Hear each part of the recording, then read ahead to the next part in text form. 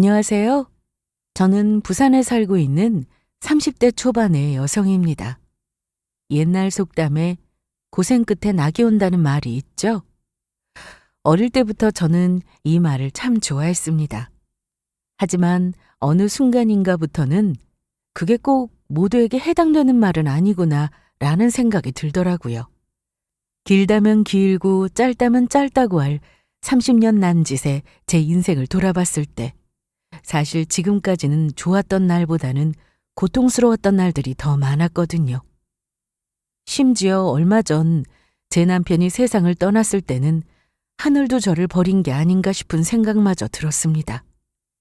그렇지 않고서야 저에게 찰나의 행복만을 맛보여주고 이렇게 길고 긴 고통을 준다는 게 이해가 되지 않았거든요. 그때 딱 저의 심정은 차라리 저도 남편을 따라 죽고 싶은 마음뿐이었습니다. 저를 기다리고 있는 딸아이만 아니었다면요. 하지만 그랬던 저도 이제는 다시 그 말을 믿게 되었습니다. 말도 안 나올 만큼 너무 힘들었던 시간들이었지만 그럼에도 불구하고 마침내 제 인생에 빛 같은 일이 찾아와 주었거든요. 그건 제가 어릴 때 잃어버렸었던 제 가족을 찾게 된 일이었습니다.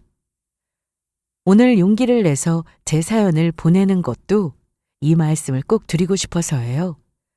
희망을 잃지 않는 한 결국 언젠가는 인생에 좋은 일도 생기게 될 거라고요. 저는 고아로 자랐습니다. 어릴 때 부모님이 두 분 다 돌아가시는 바람에 보육원에 맡겨졌고요. 부모님이 돌아가시게 된 건 어릴 때 겪었던 사고 때문이라는데 사실 저는 그때의 기억은 잘 나지 않습니다. 제가 너무 어릴 때였거든요.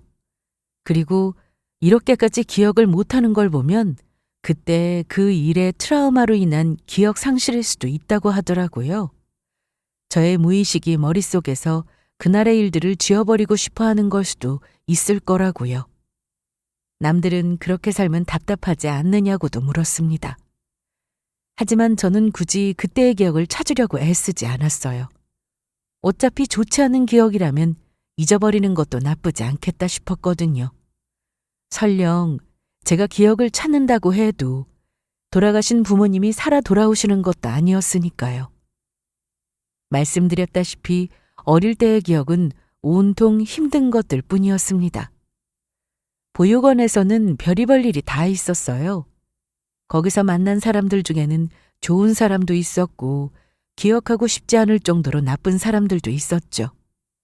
보육원에서 같이 지내든 아이들이든 이따금씩 방문하거나 스치는 사람들이든 간에요.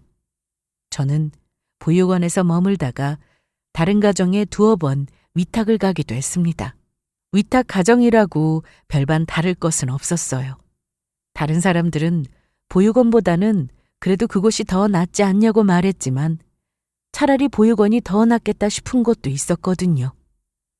그나마 그곳에서 저는 마음 맞는 친구 하나를 사귀게 되었어요. 이곳에 있는 대부분의 아이들이 그렇듯이 부모 얼굴을 기억조차 하지 못하는 아이였죠. 보육원은 삼시세끼 밥은 제때 나왔지만 간식이나 야식 같은 건 꿈도 꿀 수 없는 곳이었습니다. 가끔 후원자님들이나 나라에서 보내오는 간식 같은 것들이 아니고서는요. 어릴 적에는 그 조그만 책으로도 밤마다 어찌나 배가 고프던지요. 저는 밤중에 일어나서는 배고픔에 물을 꼴깍꼴깍 마시면서 저처럼 잠을 이루지 못하고 있는 친구와 함께 매일 밤 다짐했어요. 나중에 어른이 되면 돈 많이 벌고 싶다. 돈 많이 벌어서 뭐 하게? 돈 많이 벌면 배고플 때마다 나가서 다 사 먹을 수 있을 거 아냐. 고기도 먹고 케이크도 먹고. 고기도 배가 터질 정도로 많이 먹고 생일이 아닌 날에도 초코 케이크를 사다가 엄청나게 많이 먹어야지.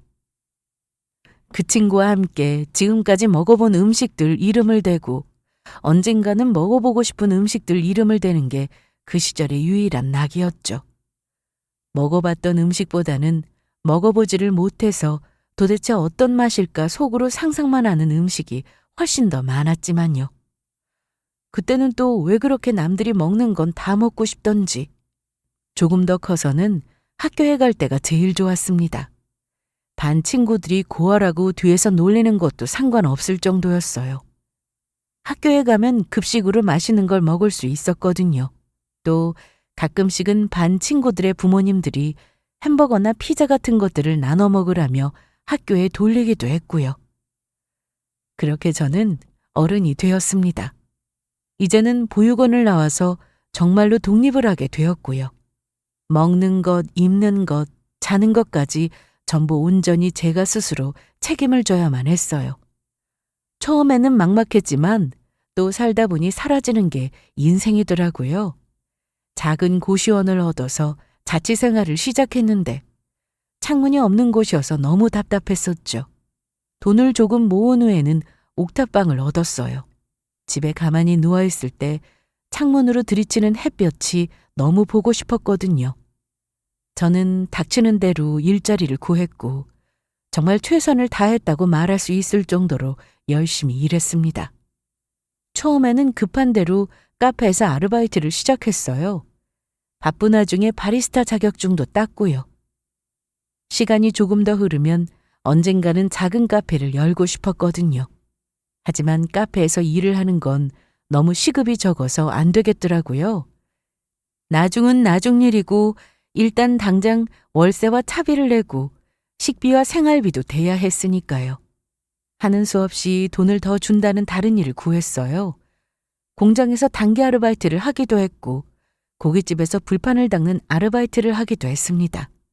집에 돌아오면 녹초가 되어서 손 하나 까딱할 수 없을 정도로 몸은 힘들었지만 그래도 통장에 아주 조금씩이나마 쌓여가는 돈을 보면 행복하더라고요. 몇 년 더 지나서는 저를 좋게 봐주신 부동산 아주머니의 소개를 받아서 월급을 많이 준다는 곳에 정식 직원으로 취직을 할 수 있었습니다. 아기용품을 파는 곳이었어요. 아기용품 파는 곳이라서 원래는 아가씨들은 안 봤는데 김 사장이 하도 일 좀 시켜보라고 이야기를 해서 내가 특별히 뽑는 거야. 알지? 감사합니다. 저 진짜 열심히 하겠습니다. 그래주면 나야 고맙고. 알고 보니 부동산 아주머니와 오랜 친구분이라고 하시더라고요. 가게 사장님은 좋은 분이셨어요.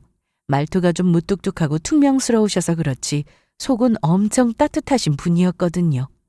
어느 날은 김치를 너무 많이 담으셨다면서 저에게 반찬 통째로 주시기도 했고 건너 제 사정을 들으시고는 다른 직원들 몰래 명절 보너스를 더 챙겨주시기도 했고요.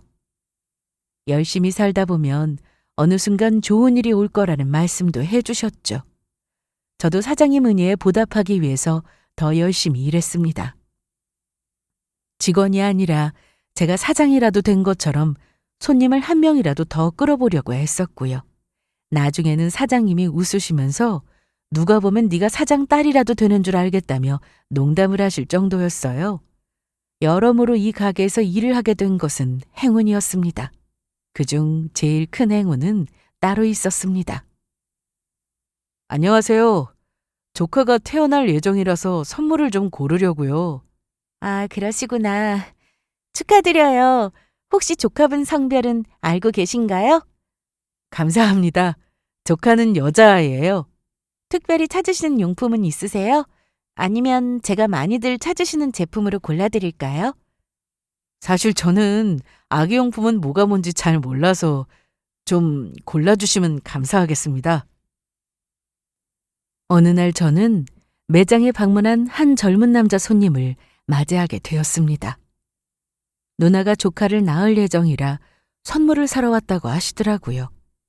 서글서글한 인상에 눈웃음이 예쁘고 참 예의가 바른 분이었어요. 그날 나눈 짧은 대화만으로도 기분이 좋아질 만큼이요. 잠깐 대화를 나눠도 밝은 에너지가 전달이 되는 사람들이 있잖아요. 그 손님이 그런 분이시더라고요. 저는 아기 옷과 내복, 신발 같은 것들을 몇 가지 추천해드렸고 마음에 든다고 하시길래 정성껏 포장해서 전해드렸습니다. 그리고 그 손님을 다시 만나게 된 건 바로 이튿날이었어요. 누나가 신발을 이미 많이 사뒀다고 해서요. 죄송한데 다른 걸로 교환할 수 있을까요? 그럼요. 결제하신 카드 다시 주시겠어요? 번거롭게 해드려서 너무 죄송합니다. 에이, 아니에요. 결제 취소부터 하고 다른 걸로 제가 다시 추천해 드릴게요. 어제 그 손님은 다소 멋쩍은 얼굴로 다시 나타나서는 저에게 몇 번이고 미안하다는 말을 했습니다. 며칠 뒤에 그 손님이 다시 찾아오셨더라고요. 이번에는 저한테 주실 커피를 들고서요. 제가 세심하게 잘 골라준 덕분에 누나랑 매형이 선물을 너무 마음에 들어 했다고요. 그 후로도 두어 번의 방문이 더 이어졌을 때쯤 저희 사장님이 말씀하셨어요. 자주 와줘서 나야 고맙기는 한데 옆에서 보는 사람 답답하니까 그냥 데이트하자고 말해요. 네? 네, 죄송합니다. 죄송할 건 없고 현주야, 이만 퇴근하고 나가서 둘이 데이트해. 사장님은 괜찮다고 하는 제 등 뒤를 떠밀며 기어이 이른 퇴근을 시켜주셨어요. 그렇게 가게에서 나오게 된 저희는 그날 공원을 걸으면서 얼떨결에 데이트 아닌 데이트를 하게 됐고요. 사실 저에게 호감이 있었는데 혹시나 싫어할까봐 번호를 물어볼 용기가 없었다고 하더라고요. 저희는 그날 이후로 자주 만나서 식사도 하고 같이 산책도 하면서 서로에 대해서 알아가기 시작했습니다. 처음 만났을 때부터 느꼈었지만 남자친구는 참 좋은 사람이었어요. 속도 깊고 남을 배려하는 마음도 많았고요. 그렇게 저희는 3년을 더 만났습니다. 남자친구와 사귀는 동안 서로 싸웠던 적이 손에 꼽을 만큼 저희는 잘 맞았어요. 이 사람과 가족이 된다면 평생을 행복하게 잘 살 수 있겠다 싶었습니다. 서로를 닮은 아이도 낳고 제가 가지지 못했던 따뜻한 가정을 이루고 싶었어요. 저에게 프로포즈를 하던 날 남자친구는 누구보다도 그럴 자신이 있었다고 말했고요. 하지만 그런 단꿈을 꾸고 있던 저희 앞에는 현실의 벽이 기다리고 있었습니다. 내 눈에 흙이 들어가도 이 결혼은 절대 안 된다. 네가 아무리 철이 없어도 그렇지 부모도 없는 데다 대학도 안 나온 사람이랑 어디 그것뿐이에요? 시집 온다면서 딸랑 몸만 들어오게 하게 생겼잖아요. 모은 돈도 없으면서. 호진이 너 진짜 정신이 좀 나간 거 아니야? 예비시댁에서 정말 격렬하다는 말로도 부족할 만큼 저희의 결혼을 반대하셨거든요. 정확하게는 저를 반대하셨죠. 반대하시는 이유는 끝도 없이 많았지만 가장 큰 이유는 제가 고아라는 사실이었습니다. 어머님, 아버님, 오빠에 비해서 제가 많이 부족한 점 잘 알고 있습니다. 그래도 결혼해서 정말 잘 살 자신 있습니다. 제가 잘할게요. 도대체 뭘 어떻게 잘한다는 이야기야? 아가씨한테는 미안한 말이지만 결혼은 어느 정도 서로 수준이 비슷해야 할 수 있는 거고 그래야 잘 사는 법이에요. 저는 절대로 그렇게 생각하지 않았지만 솔직히 할 말은 없더라고요. 제가 아무리 아니라고 해도 대부분의 사람들이 저런 생각을 가지고 있는 건 맞는 사실이었으니까요. 편견이든 뭐든 일단 결혼이라는 벽을 넘어야 저는 다르다는 걸 보여드릴 수 있을 텐데 그것조차 쉽지 않았습니다. 죄송해요. 왜 그렇게 말씀하시는 건지도 다 알고 있고 무슨 걱정하시는 건지도 다 압니다. 다 저 생각해서 하시는 말씀이라는 것도요. 그래도 저는 이 결혼 꼭 할 겁니다. 저 현주 없으면 못 살아요. 결혼은 얘랑만 할 거고요. 이놈이 그래도 정신을 못 차리고 그 모든 반대에도 불구하고 남자친구는 이 결혼을 밀어붙였습니다. 예비시댁에는 죄송하지만 결혼 문제만큼은 절대로 양보할 수가 없다며 못을 박았죠. 자식 이기는 부모는 없다는 말이 맞는 말이더라고요. 그렇게 완강하시던 예비 시부모님도 결국에는 두 손을 들고 저희의 결혼을 허락하실 수밖에 없었거든요. 못마땅해도 어쩌겠냐고 하시면서요. 문제는 그 다음이었습니다. 저는 어렵게 하게 된 결혼이었으니 보란듯이 잘 사는 모습을 보여드리겠다고 생각했어요. 하지만 현실은 제 마음처럼 되는 게 아니더라고요. 남편은 착하고 좋은 사람이었지만 시부모님에게도 착한 아들이었다는 게 문제였습니다. 이 결혼으로 본인이 부모님에게 상처를 드렸다고 생각했고 또 그걸 내내 마음의 빚으로 가지고 있었고요. 그래서인지 결혼한 이후에 생기는 저와 시부모님 사이의 갈등에 있어서는 결혼을 밀어붙일 때만큼 적극적인 중재를 하질 못하더라고요. 저희는 첫 단추부터 잘못 깨었었죠. 그 시작은 시댁으로 들어가게 된 것이었습니다. 시댁은 3층짜리 단독주택이었어요. 원래는 그곳에서 남편과 시누이 모두가 함께 살았지만 시누이가 결혼해서 이사를 나간 후에는 남는 방이 2개나 더 있었죠. 그래서 모은 돈이 부족했던 저희는 일단 어느 정도 기반이 잡힐 때까지 시댁에 들어가기로 했습니다. 시댁에서도 그렇게 하는 게 좋겠다고 하셨고요. 말하자면 저희는 시부모님과 아래 위층에서 살게 된 것이었습니다. 자주 만나면 자연히 자주 부딪힐 수밖에 없다는 걸 그때는 몰랐던 거죠. 그리고 나서 저는 2번째 난관에 부딪히게 되었습니다. 시어머니가 저에게 시댁 가게를 도와달라고 하신 것이었어요. 저는 원래 일을 하고 있던 아기용품점을 나와 결혼하던 즈음에는 백화점에서 판매 일을 하고 있었거든요. 그런데 결혼한 이후에는 시댁에서 자꾸 일을 관두고 나와서 시댁의 식당 일을 도왔으면 하시더라고요. 일손이 부족하다고 하시면서요. 시댁은 낙지볶음 가게를 하고 있었습니다. 원래는 시누이가 함께 일을 도왔는데 임신을 하면서부터는 음식 냄새 맡기가 힘들다면서 일을 쉬었다고 하더라고요. 지금은 아예 육아에만 힘을 쏟느라 집에만 있는 형편이었고요. 현주는 지금 직장 다니라고 하고 가게에는 그냥 새로 사람을 뽑으시지 그래요? 아무리 일 잘하는 사람을 써도 결국에는 남이다. 아무렴 어디 한 식구가 내 가게다 생각하고 일하는 것만 하겠어? 그래서 현주 네 생각은 어떠냐? 조금만 고민해 볼게요, 어머님. 고민은 무슨 고민할 게 있냐? 시애미가 힘들어 죽겠다고 좀 도와달라는데 너도 다른 데서 일하면서 남의 가게 좋은 일 시켜줄 건 뭐 있어? 기왕 일할 거면 우리 집에서 일하는 게 여러모로 낫지. 남편과도 상의해 보았지만 저는 아무래도 다니고 있는 직장을 계속 다니는 게 좋을 것 같다는 판단이 들었습니다. 그리고 시댁에도 그 말씀을 드렸고요. 그때까지만 해도 저는 시어머니께서 그냥 적당히 이해하고 넘어가실 줄 알았습니다. 조금 서운해하실 수는 있어도 어차피 일을 하는 건 저였으니 제 결정을 존중해 주실 거라고 믿었던 거죠. 하지만 그건 제 착각이었습니다. 그 일로 아주 노발대발하시면서 화를 내시는 바람에 시댁이 살얼음판 같은 분위기가 되었거든요.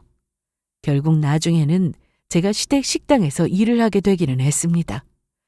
첫째 아이를 임신하면서 백화점에는 더 나가기가 힘들게 되었거든요.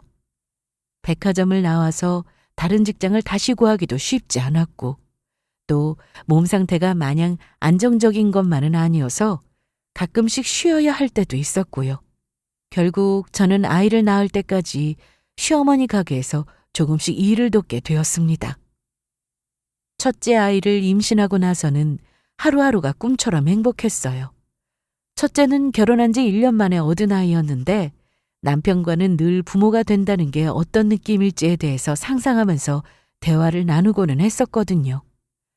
임신이 어려운 사람도 그렇게나 많다는데 아이가 찾아와 준 것만으로도 너무 감사했고요. 물론 그렇다고 해서 임신 과정이 쉬운 것은 아니었습니다. 당신 오늘도 아무것도 못 먹었어? 아까 바나나 하나 먹었어. 다른 건 도저히 안 넘어가네. 그래도 뭐라도 좀 먹어야 할 텐데 생각나는 음식 없어? 당신 좋아하는 돈가스라도 사올까? 남편은 힘들어하는 저를 보면서 곁에서 어쩔 줄을 몰라 했습니다. 임신 초중기에는 입덧이 너무 심한 나머지 물냄새만 맡아도 구토를 하고는 했고 하루 종일 밥 한 끼 제대로 편하게 먹을 수가 없었던 적도 허다했어요. 병원에서 입덧 약을 받아와 먹어도 소용이 없더라고요. 온몸에서 수분과 에너지가 다 빠져나가는 느낌이 어떤 건지 저는 그때 처음 알게 되었습니다. 그나마 남편이 옆에서 본인이 할 수 있는 한 최선을 다해서 저를 돌봐준 덕택에 조금이라도 그 고통을 덜 수가 있었죠. 그래도 뱃속의 아이가 무사히 건강하게만 태어나 준다면 지금의 이 힘든 시간들도 다 잊을 수 있을 것 같더라고요.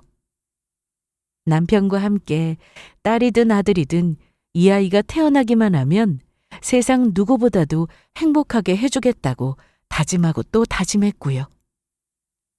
그렇게 힘들게 낳은 아이였습니다. 남편과 저를 딱 절반씩 닮아 너무도 사랑스러운 딸아이였어요. 세상 무엇과도 바꾸지 않을 정도로 소중한 아이였고요. 그런데 태어난 아이를 본 시댁의 반응은 저희의 예상과는 전혀 달랐습니다. 그렇게 귀에 못이 박히도록 이야기를 했는데 기어이 아들이 아니라 계집애를 낳았구나. 사실 출산을 하기 전에도 태어날 아이가 뱃속의 딸이라는 사실은 다들 알고 있었습니다. 요즘은 병원에서 성별을 미리 다 알려주니까요. 그때도 시댁의 반응은 물론 좋지만은 않았습니다. 시댁에서는 무조건 아들을 낳아야 한다고 몇 번이나 강조하셨었거든요. 하지만 그건 어디까지나 그냥 아쉬운 마음에 하시는 말씀이실 거라고 생각했습니다. 아들을 낳아야 한다고 해서 제가 성별을 정할 수 있는 것도 아니고 남편과 저는 꼭 아들을 낳아야 한다는 생각도 전혀 없었으니까요. 지금이야 아쉬워서 하시는 말씀이시지만 정작 딸아이가 태어나고 나면 그래도 예뻐해 주실 거라고 믿었고요. 그런데 태어난 아이를 보고는 불같이 화를 내시더라고요. 너가 이씨 집안 대를 끊어놓을 작정이냐? 그만 좀 하세요. 애가 듣겠어요. 참말 말고 다음번에는 꼭 아들을 낳거라. 무조건 아들이어야 한다. 어머님, 그게 저희 마음대로 되는 것도 아니고 낳는다고 해도 다음에도 또 딸이면 어쩌시려고요. 안 되면 될 때까지 낳아야지. 무조건 아들을 낳아야 한다고 하시는 것도 이해가 되지 않았지만 안 되면 될 때까지 낳으라니요.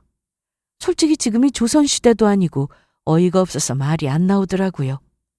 아직 산후조리도 제대로 못했는데 바로 다음 출산 계획을 정해주시는 시부모님의 말씀에 제가 쓰러지지 않은 게 용할 정도였어요. 하지만 그건 시작에 불과했습니다. 그 뒤로도 시부모님은 틈만 나면 저희에게 아들 타령을 하셨거든요. 솔직히 우리가 너한테 많은 걸 바랬냐? 안 된다는 결혼 기어이 밀어붙여서 억지로 할 때도 허락해줬던 우리였다. 염치가 있으면 너도 와서 이 집 며느리 노릇은 제대로 해야지. 아들 하나 못 낳으면서 네가 할 말이 있어? 쓸모도 하나 없는 계집애 낳아놓고는 왜 이리 천하태평이야? 어머님 수미가 들어요. 애 앞에서 그런 말씀은 좀 하지 말아주세요. 애가 들으면 뭐? 새파랗게 어린애 들을까 무서워서 나더러 입도 닫고 살라는 거냐? 단순히 손자 타령만 하신 거면 그나마 다행이었어요. 시어머니는 딸아이 앞에서까지 계집애 운운을 하셨거든요. 저야 이게 다 내 업보겠거니 하고 참는다 하지만 딸아이가 무슨 죄가 있겠어요. 그것만큼은 도저히 참을 수가 없더라고요. 듣다 못한 남편이 옆에서 말렸지만 그런다고 시어머니의 태도가 달라지는 것은 아니었습니다. 여보, 우리 나가서 사는 게 어때? 갑자기? 왜? 어머니 때문에? 수미한테 하시는 말씀도 그렇고 나도 좀 힘들어서 더는 못 있겠어. 따로 살기라도 하면 그나마 좀 낫지 않을까 싶네. 결국 저희는 분가를 결정하고 이사를 하게 되었습니다. 마주치는 빈도를 줄이기라도 하면 한결 나아질 것 같았거든요. 결과적으로 그건 저의 예상대로였습니다. 나가서 살게 된 이후로는 시도 때도 없이 얼굴만 보면 이어지던 아들 타령에서 벗어날 수 있게 되었거든요. 예전보다는 좀 살 것 같더라고요. 하지만 그것도 근본적인 해결책은 아니었습니다. 결국 저희는 다시 2세 계획을 가지게 되었어요. 사실 남편은 원래 아이를 2명쯤 가지고 싶어 했었거든요. 저는 딸아이 하나만으로도 괜찮다 싶었지만 남편이 원하면 둘까지는 낳을 생각도 있기는 했습니다. 하지만 그렇다고 해서 그게 아들을 낳기 위해서는 절대로 아니었어요. 시부모님의 생각은 전혀 달랐지만요. 그런데 마음을 먹자마자 바로 가질 수 있었던 첫째 아이와는 다르게 둘째는 생각대로 되지만은 않더라고요. 일단 임신이 잘 안 되는 것은 둘째치고 테스트기에 2줄이 나왔는데도 병원에서는 자궁의 임신이라는 소식을 듣게 되었죠. 여보, 둘째는 왜 이렇게 힘들지? 난 수미 때보다도 임신이 더 쉬울 줄 알았어. 수미 때가 너무 쉬웠던 거지. 원래 아무런 문제가 없는 부부들도 자연 임신을 하는 게 쉬운 일은 아니라잖아. 언젠가는 되겠지. 너무 조급해하지 마. 그럴까? 매번 크게 실망하는 저에게 남편은 너무 초조해하지 말라면서 웃으며 저를 다독여 주었습니다. 조급해하면 될 일도 안 되는 거라고 하면서요. 저는 남편 말대로 최대한 마음을 편하게 먹어보려고 했었어요. 그렇게 몇 달 시간이 더 흐른 뒤 결국 저희는 임신을 하게 되었고 그게 아들이라는 소식도 듣게 되었습니다. 거봐라, 내 말대로지. 수미 그거 하나만 낳고 치우려고 했으면 어쩔 뻔했냐. 우리 귀한 손자 얼굴도 못 볼 뻔했네. 시댁에서는 거의 잔치 분위기였습니다. 뱃속의 이 아이 역시 저희 부부에게는 딸이든 아들이든 전혀 상관이 없었지만 그래도 저렇게들 좋아하시니 그나마 다행이다 싶기는 하더라고요. 시어머니는 하루가 멀다고 저에게 전화를 하셔서는 오늘은 몸 상태가 어떤지, 먹으면 안 되는 음식은 뭔지, 하면 안 되는 행동들은 뭔지에 대해서 일장연설을 하시고는 했습니다. 임신이 처음도 아니었는데 첫째 아이를 낳을 때와는 정말 딴판일 정도의 관심이었죠. 솔직히 말해서 그 지나친 관심에 감사할 때도 있었지만 오히려 부담스러울 때가 더 많았습니다. 그래도 최대한 좋은 게 좋은 거라고 생각하기로 했죠. 하지만 그 지나친 관심이 독이었던 걸까요? 저는 아이를 유산하고 말았습니다. 새벽에 자고 있는데 갑자기 배가 너무 아프더라고요. 저는 울면서 옆에 자고 있던 남편을 흔들어 깨웠습니다. 놀란 남편이 저를 업고 급하게 병원으로 달려갔지만 너무 늦었다고 하더라고요. 이미 뱃속의 아이는 심장을 멈춘 이후였거든요. 너는 도대체 몸 관리를 어떻게 한 거냐? 그렇게 평소에 조심하라고 일렀는데 도대체 무슨 짓을 했길래 이 사달이 났는지 말이야. 어머니, 그만하세요. 지금 제일 힘든 건 다른 사람도 아니고 수미 엄마예요. 당연히 힘들어야지. 애미 같아가지고 애 하나도 제대로 못 지켰는데. 저는 제 등 뒤에서 말다툼을 하고 있는 두 사람에게 뭐라고 말할 기운도 없었습니다. 그냥 하늘이 노랗게 변하고 하염없이 눈물만 나더라고요. 남편은 제 잘못이 절대로 아니라면서 자책하지 말라고 저를 위로했지만 그렇다고 괜찮아지는 것은 아니었어요. 몇 달 동안이나 뱃속에 품고 있었던 아이가 사라졌다는 그 현실은 정말 꿈이었으면 좋겠다 싶을 정도로 참담하더라고요. 하지만 끔찍한 현실은 거기서 끝나지 않았습니다.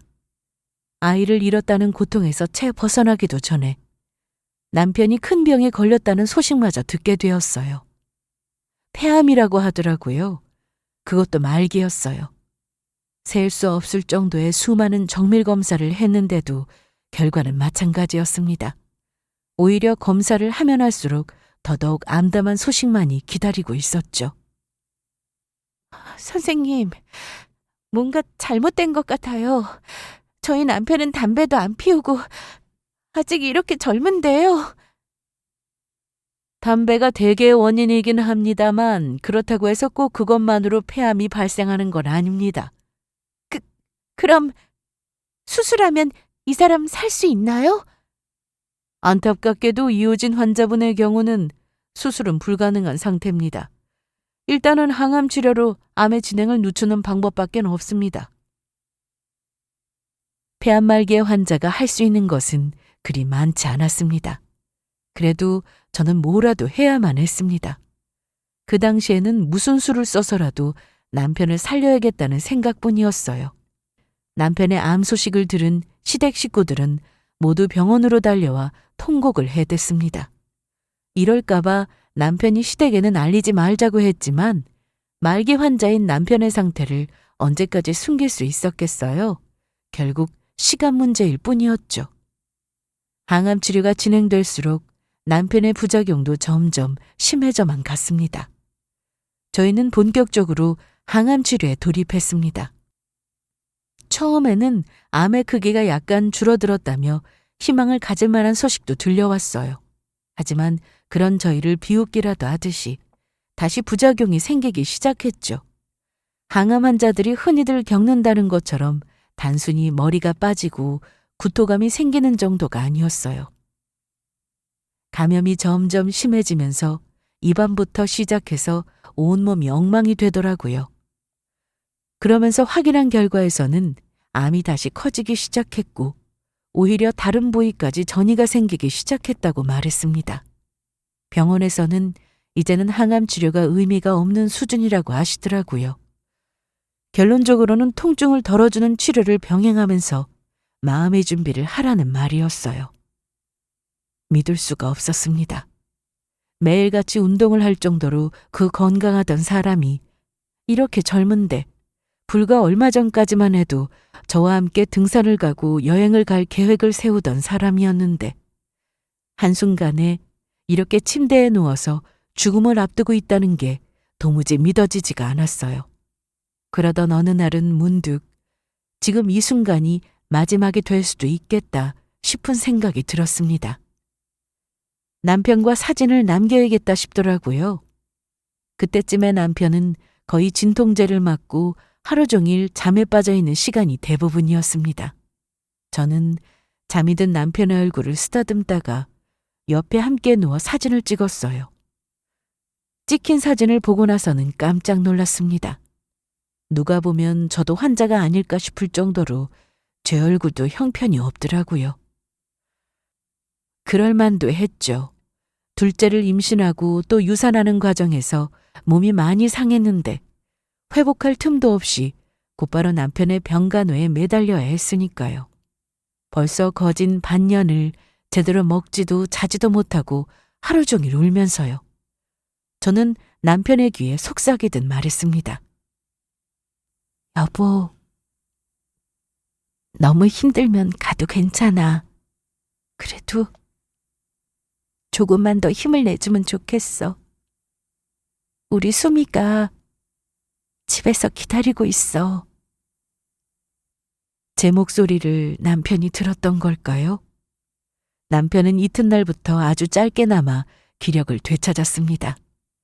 의식도 제법 또렷해서 어떨 때는 저를 보며 웃기도 했고요. 하지만 그게 환자가 죽기 전에 마지막으로 보이는 증상이기도 하다더라고요. 남편은 그렇게 그 겨울을 넘기지 못하고 잠이 들듯이 제 곁을 떠났습니다. 아이고 호진아, 아이고 내 새끼. 이게 다 너 때문이다. 내가 체질이 복도 없어서 결국 우리 아들까지 잡아먹은 거야. 어머니, 너랑 결혼만 안 했어도 우리 호진이 이렇게 안 떠났어. 저 새파랗게 젊은 나이에 너 같은 걸 만나서 죽은 거라고. 시댁 식구들은 거의 제정신이 아니었어요. 저 때문에 제 남편이 죽었다고 악을 쓰더라고요. 저는 저를 밀치는 시어머니 때문에 종이장처럼 바닥에 쓰러졌습니다. 더 이상은 저도 버틸 힘이 없었거든요. 문상을 온 사람들이 놀라 저희를 떼놓고 말릴 정도였어요. 그 뒤로는 아예 저에게 말도 걸지도 않고 눈길 한번 주지도 않더라고요. 마치 제가 아예 없는 사람인 것처럼요. 그 집안 식구들 모두에게 저는 남편을 죽인 죄인이나 마찬가지였습니다. 장례식을 마치고 저는 식구들과 함께 시댁으로 향했습니다. 남편의 치료를 시작할 때쯤 살고 있던 전셋집의 계약 만료일이 겹치게 되었거든요. 원래는 이사를 가려고 했었는데 기약이 없어지는 바람에 급하게 방을 빼고 일단은 시댁으로 들어가게 되었고요. 어차피 저는 병원에 있어야 했고 수미를 돌봐줄 사람이 없었던 것도 이유 중에 하나였죠. 그런데 힘겹게 시댁에 도착하자마자 저는 기가 막힌 이야기를 듣게 되었습니다. 네가 무슨 자격으로 이 집안에 팔을 들여? 네 새끼 데리고 당장 나가라! 제가 뭐라고 말릴 틈도 없이 저의 짐들은 전부 집 밖으로 내던져졌습니다. 어머니, 대체 왜 이러세요? 얼른 나가! 꼴도 보기 싫으니까 당장 이 집에서 나가라고! 저더러 갑자기 어디로 가라는 말씀이세요? 내 할 바 아니니까 꺼지라고! 시아버지는 그런 시누이를 말리지도 않은 채 몸을 돌려 집 안으로 들어가 버렸고 시누이는 시어머니를 도와서 제 짐을 죄다 집 밖으로 내던졌습니다. 그리고 울고 있는 딸아이의 등을 떠밀었고요. 그 모습을 보니 눈이 뒤집힐 것 같더라고요. 저는 얼른 달려가서 수미를 감싸 안았습니다. 이대로는 못 나가요. 저희가 맡겨둔 돈 주세요. 돈? 무슨 돈? 네가 무슨 돈을 맡겨놨어? 남편이 맡겨둔 돈 어머님이 들고 계시잖아요. 그 돈은 저희 전셋집을 빼고 남은 돈이었습니다. 다음 이사갈 집을 구할 정신이 없어서 남편이 급하게 시어머니에게 맡긴 돈이었죠. 저는 병원에 매달려 있느라 봐두었던 전셋집을 계약하러 갈 시간도 없었거든요. 혹시나 남편 건강이 좋아져서 퇴원을 하게 되면 바로 이사를 가기로 했던 집들이었어요. 몇 군데 봐두고 제가 말씀만 드리면 바로 계약을 해달라고요. 그 돈을 왜 널 달래? 우리 아들이 제 목숨 칼아가면서 몹쓸 병까지 걸려가며 모아둔 돈이야. 그게 왜 네 돈이야? 가지더라도 우리가 가지는 게 맞지. 어떻게 그런 말씀을 하세요? 그 돈 저희 전셋집 구할 돈이었잖아요. 저랑 수미는 어디로 가라고요? 아이고 그래? 말 한 번 잘했다. 그동안 우리가 네 딸 자식 키워준 돈은 어디 땅 파서 나온 돈이냐? 이 집에서 먹고 자고 한 건 뭐 공짜야? 사람이 염치라는 게 있어야지. 우리 수미 돌봐주신 건 분명히 용돈으로 드렸잖아요. 이 집에서 지낼 때도 월세조로 생활비도 드렸고요. 왜 이제 와서 그런 말씀을 하세요? 그게 몇 푼이나 된다고? 애 키우는데 돈이 얼마나 많이 드는데 꼴랑 그 돈으로 지금 줄 만큼 줬다고 핏대 세우는 거야? 아, 이래서 머리 검은 짐승은 거두는 게 아니라더니. 순간 저는 하늘이 다시 하얗게 변하는 느낌에 바닥을 짚고 주저앉았습니다. 연이은 충격으로 저 역시 몸이 상할 대로 상한 상태였는데 이런 말도 안 되는 억지 주장을 듣고 있으려니 정말 쓰러질 것 같더라고요. 손발이 덜덜 떨리고 눈앞이 흐려져서 그 자리에 서 있을 수도 없었습니다. 시댁 인간들은 그런 저희를 보고 있다가 대문을 걸어 잠그고 들어가 버리더라고요. 저는 일단 울고 있는 딸아이를 끌어안고 바닥에 던져진 짐들을 챙겼습니다. 일단 급한 대로 당장 수미와 함께 살 집부터 구해야 했어요.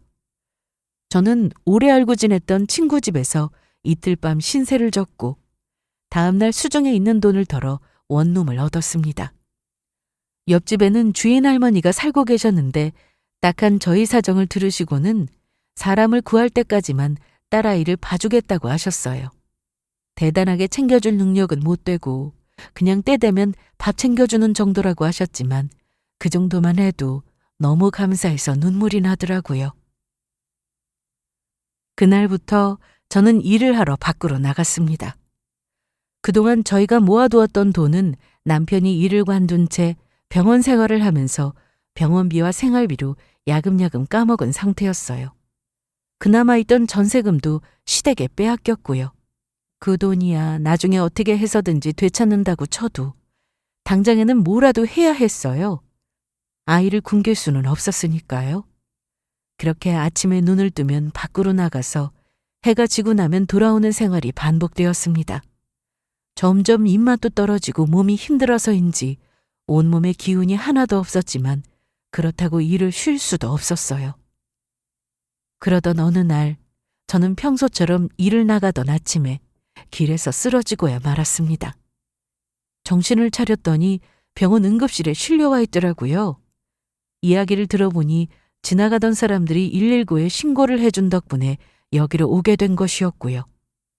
의식을 찾자마자 보인 것은 온통 시끄러운 주변의 소음과 코를 찌르는 소독약 냄새였습니다. 제 팔에도 링거가 주렁주렁 달려있더라고요. 그때 젊은 남자 의사 한 명이 제가 정신을 차린 것을 발견하고는 이쪽으로 다급하게 달려왔습니다. 환자분, 정신 드세요?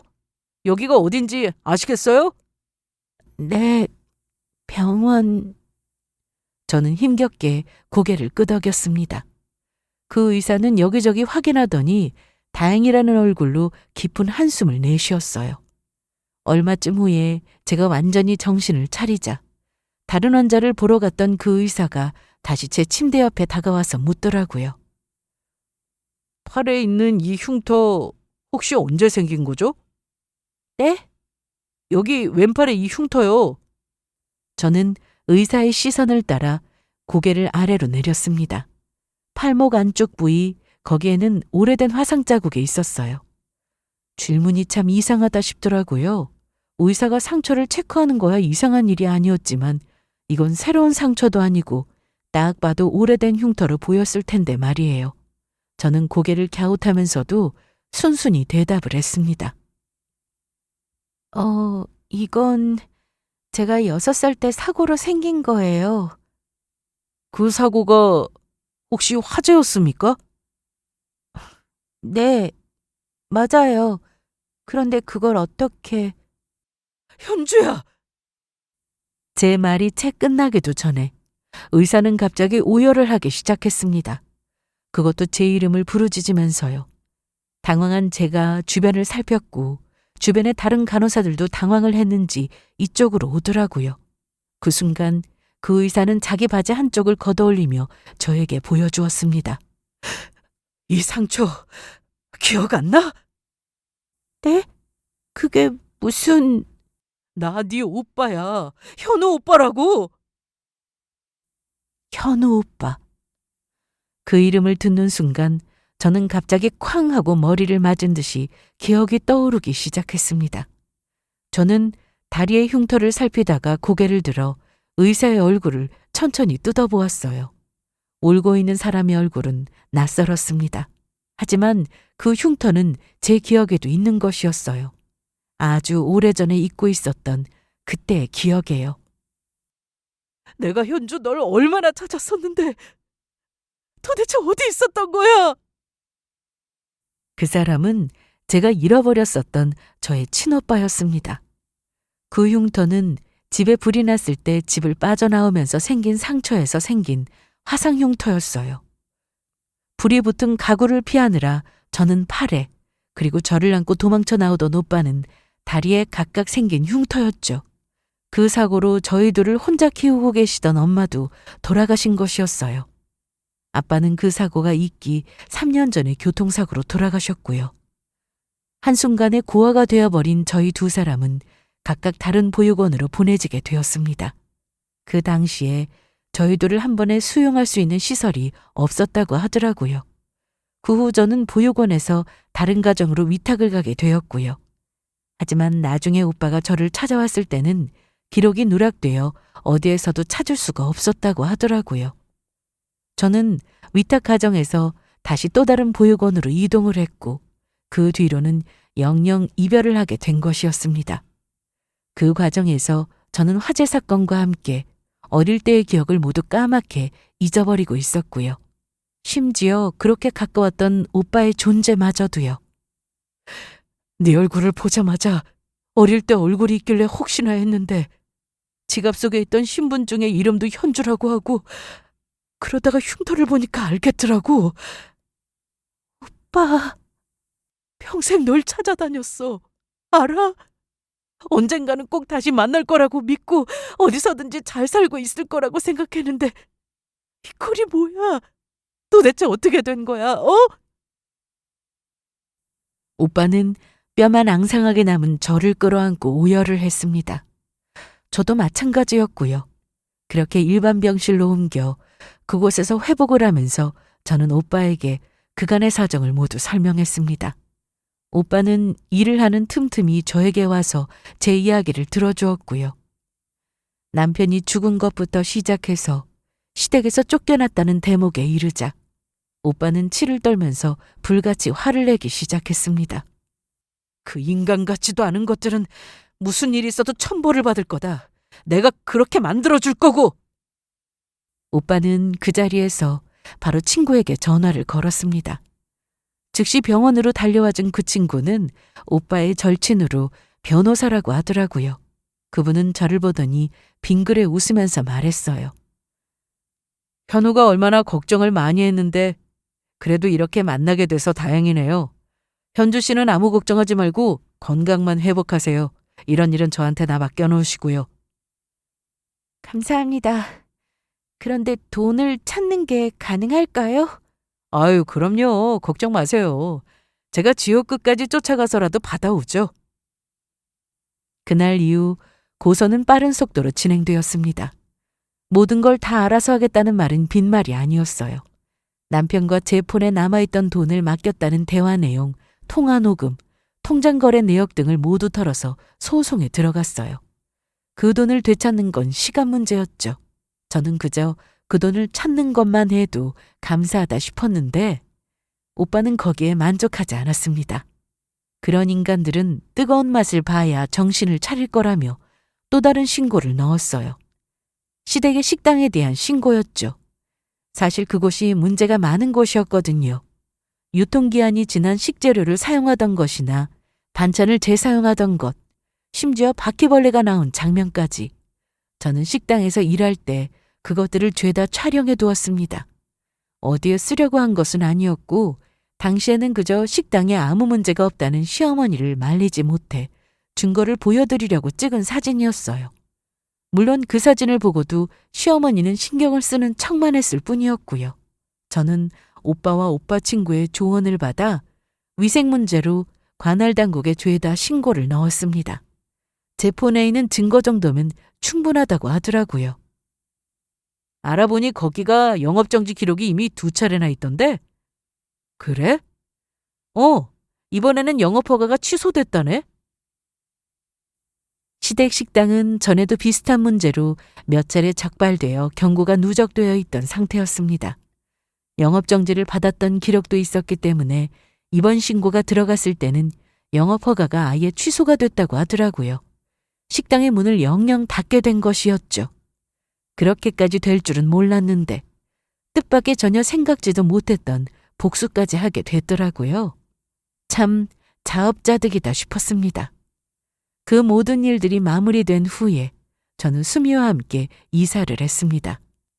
오빠는 자기 집으로 들어오라고 했지만 그렇게까지 민폐를 끼치고 싶지는 않았어요. 대신에 오빠의 집 바로 근처에서 전셋집을 새로 구해 딸아이와 함께 지내게 되었습니다. 수미는 아빠의 빈자리 대신 새로 생긴 외삼촌 존재에 금방 적응하는 것처럼 보였어요. 요즘은 다시 방긋방긋 예전처럼 밝게 웃고 있는 날들이 많아졌거든요.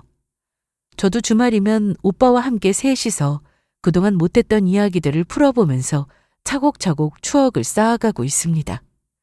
조만간 부모님과 함께 살던 동네에도 찾아가 보기로 했어요. 저는 기억이 없지만 오빠는 아직 그곳을 기억한다고 하더라고요. 길었던 모든 시련이 끝나고 이제는 비로소 평온한 시간들이 찾아온 것 같습니다. 이 시간이 영원히 끝나지 않았으면 좋겠네요. 여기까지 들어주셔서 감사합니다.